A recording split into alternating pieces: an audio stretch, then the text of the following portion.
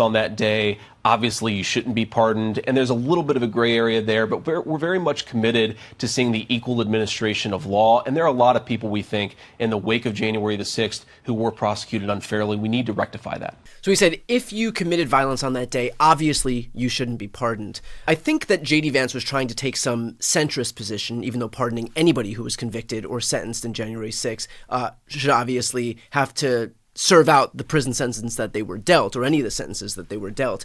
But he was then undermined by Donald Trump, who just opted to offer a blanket pardon to everybody. And so what does this say about the influence of J.D. Vance, and more broadly about the prospect of there being any moderating force to Donald Trump's worst impulses?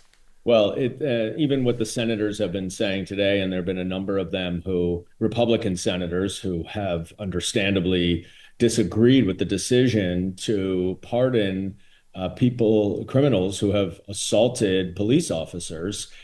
Donald Trump is not going to run for anything again. So he is not thinking about his next election.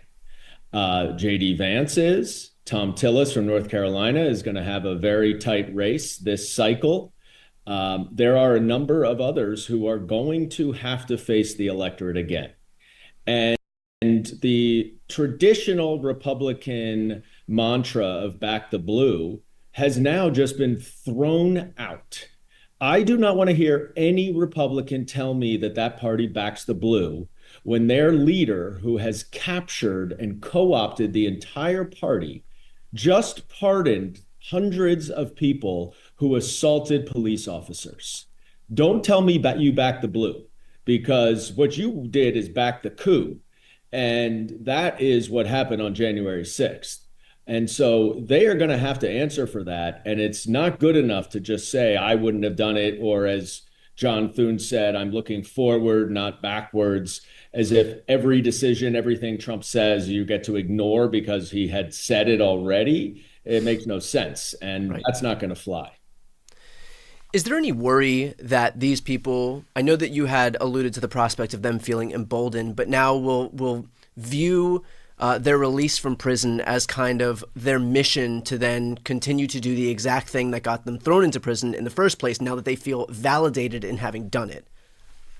Look, I think this is very serious. And I think it's very serious for our political system. And this is why the concerns that I and others raised about our democracy are so relevant. And I'll tell you why. These are convicted violent criminals who have been convicted for being violent within the political process. They are now out of jail, emboldened, and ready to fight for Donald Trump. I have a lot of colleagues who are concerned for their own safety or the safety of their families. And what that will do potentially is have a chilling effect and have an impact on the job that they would ordinarily otherwise do, because they are scared that there will be retribution and revenge or violence against them and their families. And if you have elected officials who are influenced in doing their job because of their concerns for their own personal safety, that fundamentally degrades our democracy. And Donald Trump knows exactly what he's doing, because he makes threats all the time. He told the Proud Boys to stand back and stand by, and when he needed them on January 6th, they were right there for him. Yeah. He is not ignorant. He is very knowledgeable and understanding of exactly what these people will do. And the threat of violence has a way of cowing not only Democrats, but Republicans as well. And that's why, in particular, this is so dangerous. Now, I prosecuted mobsters, and I'm used to dealing with the potential threat of retribution. But many of my colleagues did not sign up for this, and they should not have to deal with it. But that is what Donald Trump's pardons have thrown onto all of our elected officials. Well, kind of proving out your thesis, I want to put a tweet up here on the screen from the QAnon shaman, as people are calling him. I just got the news from my lawyer. I got a pardon, baby. Thank you, President Trump. Now I am going to buy some motherfucking guns. So doesn't that kind of prove out exactly the point that you were making, that these people are not going to feel some sense of remorse or contrition for what they've done, that it's quite the opposite, that expressly, inherently, they're going to feel emboldened to be even more violent because, again, they've been validated by Trump by virtue of their release from prison at his hands? In many ways, Brian, this is perhaps the most authoritarian action, separate from January 6th, that our country has really ever seen. Because what this is the President of the United States is freeing and encouraging violent criminals who try to overthrow our government. And he is endorsing them, and he is now ready to use them, as the QAnon shaman says, to buy guns and threaten others. Yeah. And I know there are a lot of people who don't want to think about Donald Trump's revenge and retribution and attacks on his democracy, and they want to focus on the kitchen table issues, and they want to focus on the border. And let me tell you, I would like to do that too.